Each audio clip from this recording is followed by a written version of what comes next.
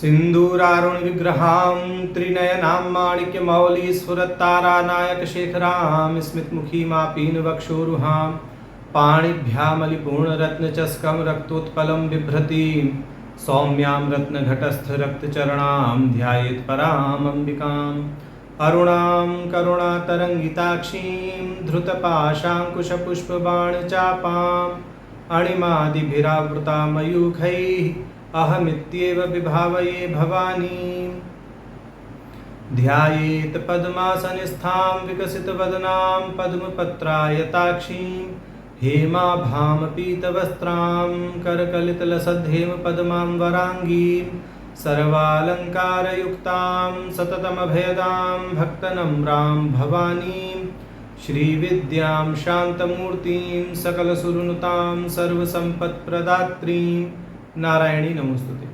ललिता सहस्रनाम सौभाग्य भास्कर भाष्य की श्रृंखला में हम भगवती के प्रारंभिक 550 नाम देख चुके थे। अब भगवती के 551 से 560 इन नामों का भाष्य देखते हैं, 10 नामों का। तो इसका पाठ करते हैं। सर्वव्याधि प्रशमनी सर्वमृत्यु निवारणी अग्रगण्या चिंत्य रूपा कलिकल्मषनाशिनी कात्यायनी कालहंत्री कमलाक्ष निषेविता तांबूलपूरितमुखी दाड़िमी कुसुम प्रभा। तो यह भगवती के अब 10 नाम हमें प्राप्त हैं। तो 551वां नाम है सर्वव्याधि प्रशमनी। सभी व्याधियों का जो नाश करे उनका नाम है सर्वव्याधि प्रशमनी। भाष्यकार जी कहते हैं सर्वेषां व्याधीनां ज्वरादि रूपाणां प्रशमनी नाश कारणम। ऐसा कह रहे हैं कि सभी व्याधियों का जो नाश करती हैं। किस प्रकार की व्याधि? ज्वरादि रूपाणाम, ऐसा यहाँ पर इन्होंने स्पष्ट कर दिया। यानी ज्वरादि रूप सभी व्याधियों का नाश करने वाली भगवती का नाम है सर्वव्याधि प्रशमनी। 552वां नाम है सर्व मृत्यु निवारणी। तो सभी प्रकार की मृत्यु का निवारण करती हैं। जो सभी प्रकार की मृत्यु कैसे, उसको भाष्यकार जी स्पष्ट करते हैं। अपमृत्यु काल मृत्यु वादि रूप सर्व मृत्यु निवारयतीति। माने जो अपमृत्यु यानी जो अल्पकालीन मृत्यु है उनको, और काल मृत्यु सभी मृत्युओं को जो शमित कर दें, सभी प्रकार की मृत्युओं का जो क्या कर सकती हैं, निवारण कर सकती हैं, वह भगवती सर्व मृत्यु निवारणी कही गई हैं। इस पक्ष में श्रुति दे रहे हैं श्वेताश्वेतर उपनिषद की भाष्यकार जी। ज्ञात्वा देवं मृत्यु मुखात प्रमुच्यत इति श्रुतेः, कि जिसको जानकर मृत्यु के मुख अर्थात पाश से छुटकारा मिल जाता है वह भगवती हैं सर्व मृत्यु निवारणी। अब आगे भाष्यकार जी 553वें नाम के विषय में कहते हैं। 553वां नाम है अग्रगण्या। अग्र माने सबसे पहले, जिनकी गणना होती है, उस विषय में कहेंगे भाष्यकार जी। अग्रगण्या का भाष्य करते हैं।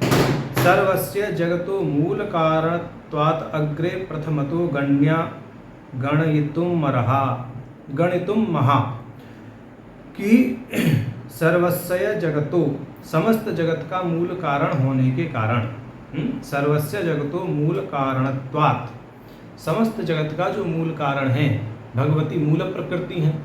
तो इसलिए जो तत्वों की गणना है, सांख्यों की यहाँ भी देखिए, पुरुष के बाद में प्रकृति, फिर प्रकृति के नीचे ही सारे तत्वों की गणना है। इस दृष्टि से माने अग्रगण्या भगवती कही गई है। अब कहते हैं दूसरी दृष्टि से गणम लब्ध्री गण्या अग्रे च सा गण्याश्चेति वा धन गणम लब्धेति यत् प्रत्यय गुण।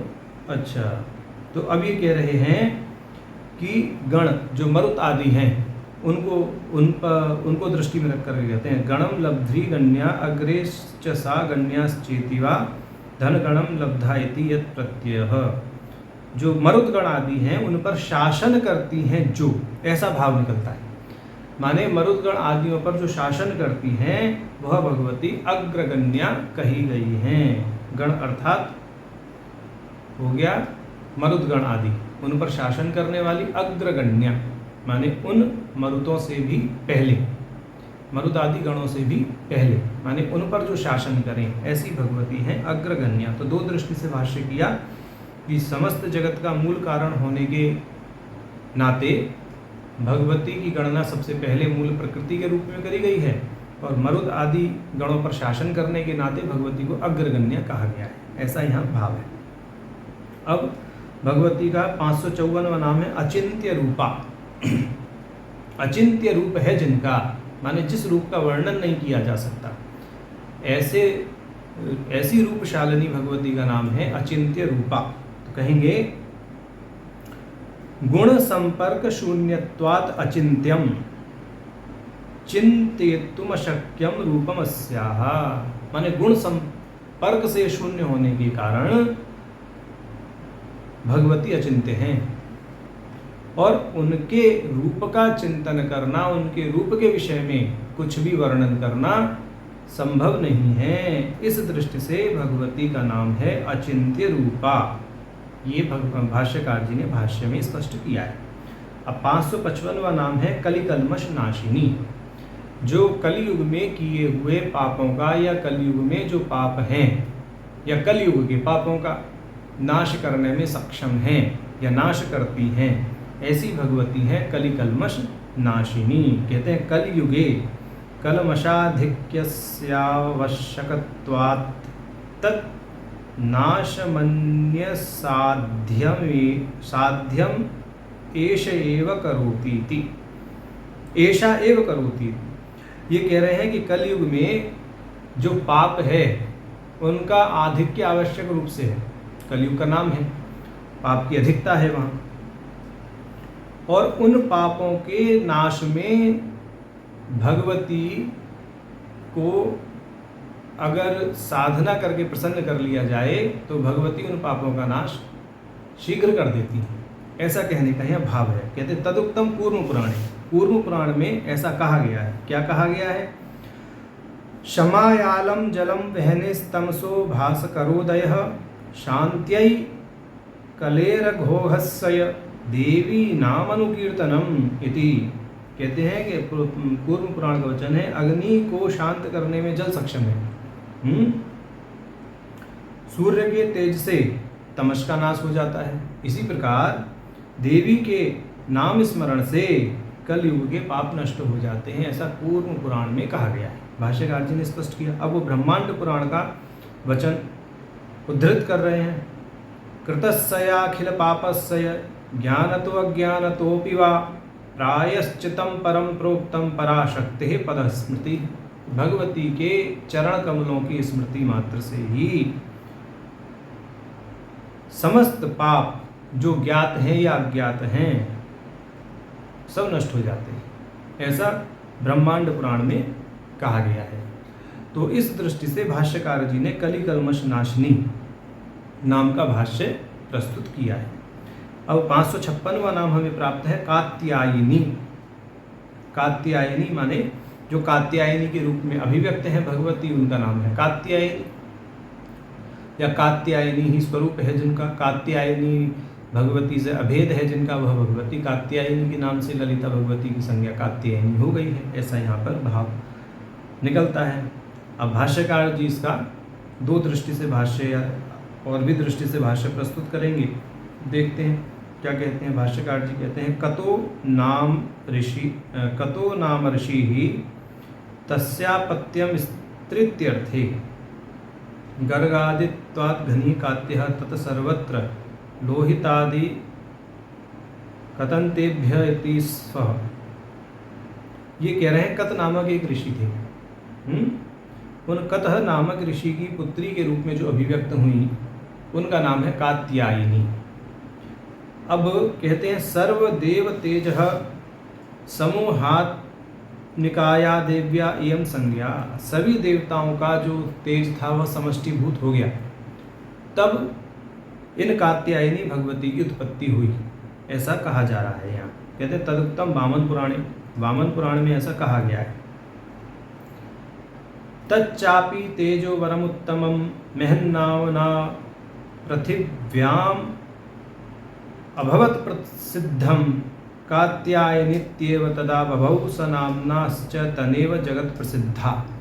ऐसा इन्होंने वामन पुराण का वचन दिया। कह रहे हैं कि जो सर्वोत्तम और महान तेज है वह ही इस संसार में कात्यायनी नाम से कहा जाता है। इस कात्यायनी नाम से ही वह भगवती प्रसिद्ध हैं और इसी रूप में उनकी आराधना भी होती है। ऐसा अब आगे दूसरी दृष्टि से भाष्य कर रहे हैं। इयंच ओड्यान पीठाभिमानिनी, कि उद्यान पीठ की जो अधिष्ठात्री हैं उन भगवती का नाम है कात्यायनी। तदुक्तम कालिका पुराणे, कालिका पुराण में ऐसा कहा गया है। क्या कहा गया है? कात्यायनी चोड्याने कामाख्या काम रूपके पूर्णेश्वरी पूर्णग्रव चंडी जालंधरे स्मृता, कि उद्यान पीठ में भगवती कात्यायनी विराजमान हैं, काम रूप में भगवती कामाख्या विराजमान है, पूर्णागिरी पीठ पर भगवती पूर्णेश्वरी और जालंधर पीठ पर भगवती चंडी विराजमान हैं। तो इस दृष्टि से कालिका पुराण का प्रमाण देकर के भाष्यकार जी सिद्ध कर रहे हैं कि उद्यान पीठ की अधिष्ठात्री भगवती कात्यायनी है। यह कात्यायनी भगवती ललिता से अभिन्न है। अब कह रहे हैं देवी पुराण में कहा गया है, कम ब्रह्म कम शिरः प्रोक्तम अश्मसारम च कम मतम धारणात् वासनात् वापि तेन कात्यायनी मता। कम का अर्थ है ब्रह्म, शिर और वज्र, वे उन्हें आलंबन देती हैं, यानी ब्रह्म को, शिर को, वज्र को जो आलंबन प्रदान करती हैं वह भगवती कात्यायनी कहलाती हैं, अथवा जो इन पर आसीन है वह कात्यायनी कहलाती हैं। दोनों ही तरह से अर्थ इसका निकल सकता है। जो श्लोक यहाँ पर देवी पुराण का यहाँ पर भाष्यकार जी ने दिया है, तो माने जो ब्रह्म, शिर और वज्र इन तीनों को आसन प्रदान करें, अथवा इन तीनों को आलंबन प्रदान करें, अथवा इन तीनों को आसन रूप में ग्रहण करें, वह भगवती कात्यायनी कही गई है। तो इस यहाँ पर भाष्यकार जी ने कात्यायनी पद का इस प्रकार भाष्य प्रस्तुत किया है। अब हमें 557वां नाम प्राप्त है कालहंत्री। भाष्यकार जी कहते हैं काल की जो हननी है, काल माने मृत्यु के, पहले भी हमने बोला था सर्व मृत्यु निवारणी, कि सभी प्रकार की मृत्यु का जो नाश करें। तो यहीं पर जो अब हमें नाम प्राप्त है कालहंत्री, वह भी कुछ इसी दृष्टि से कहा गया है। भाष्य भी भाष्यकार जी ने लगभग उसी दृष्टि से किया है। कहते हैं कालस्य मृत्यु हो हंत्री ही, यानी मृत्यु की जो हंत्री है, मृत्यु का हनन करने वाली जो है, काल का हनन करने वाली कालहंत्री कही गई हैं। यह काल कालो गुणी सर्व विद्यति श्रुते है, श्वेता श्वेत उपनिषद की श्रुति है कि त्रिकाल का काल सभी गुणों का स्वामी और सर्वज्ञ है, और वह भगवती का लक्षण भी यही है। इस दृष्टि से भगवती को ही कालहंत्री नाम से कहा गया है। अब आगे हैं कमलाक्ष निषेविता। कमलाक्ष माने भगवान विष्णु के द्वारा उपासित हैं जो। अब ऐसा ही भाष्यकार जी प्रमाण दे करके सिद्ध कर रहे हैं, पद्म पुराण का प्रमाण देंगे इस विषय में। कहते हैं कमलाक्षेण विष्णुना नितराम सेविता उपासिता, माने जो भगवान विष्णु के द्वारा उपासित हैं वह भगवती हैं कमलाक्ष निषेविता।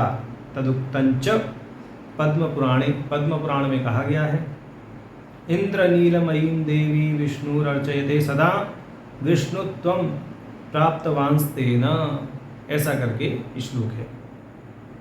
तो कहा गया है पद्म पुराण में विष्णु सदैव इंद्रनीलमणि के आकार वाली देवी की आराधना करते हैं और उन्होंने उस आराधना से ही अपनी स्थिति प्राप्त की है। ऐसा यहाँ पर भाष्यकार जी ने प्रमाण देकर के पुष्ट किया है कमलाक्ष निषेविता नाम का भाष्य। तो विष्णु ने उनकी उपासना की, भगवती ललिता की, इस दृष्टि से भगवती ललिता का नाम कमलाक्ष निषेविता कहा गया है।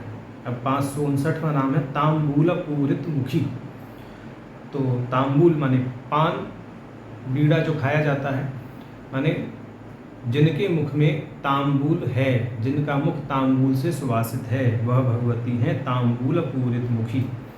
तो भाष्यकार जी एक पंक्ति में भाष्य करके कह रहे हैं तांबूलेन पूरितम मुखम यस्याः, तांबूल से पूरित है मुख जिनका, ऐसा। वह भगवती कहीं तांबूल पूरित मुखी। अब आगे 560वां नाम हमें प्राप्त है दाड़िमी कुसुम प्रभा। तो दाड़िमी कुसुम के समान है प्रभा, जिनकी दाड़िम कहते हैं अनार को, तो अनार के फूल के समान जिनकी आभा है वह भगवती है दाड़िमी कुसुम प्रभा। भाष्यकार जी यही स्पष्ट करेंगे भाष्य में। अस्ति फल विरहतः पुष्पमात्रशाली दाड़मित तो व्याप्य जातिमान वृक्ष विशेषः तस्य कुसुमस्येव प्रभा यस्याः। माने दाड़िमी अनार के पुष्प के समान है जिनकी आभा। यही सीधा सीधा भाष्यकार जी प्रस्तुत कर रहे हैं, अतिरिक्त कुछ इन्होंने इस भाष्य में दिया नहीं है। तो इस दृष्टि से आज हमने 551 से 560 इन 10 नामों का भाष्य देखा। नारायण।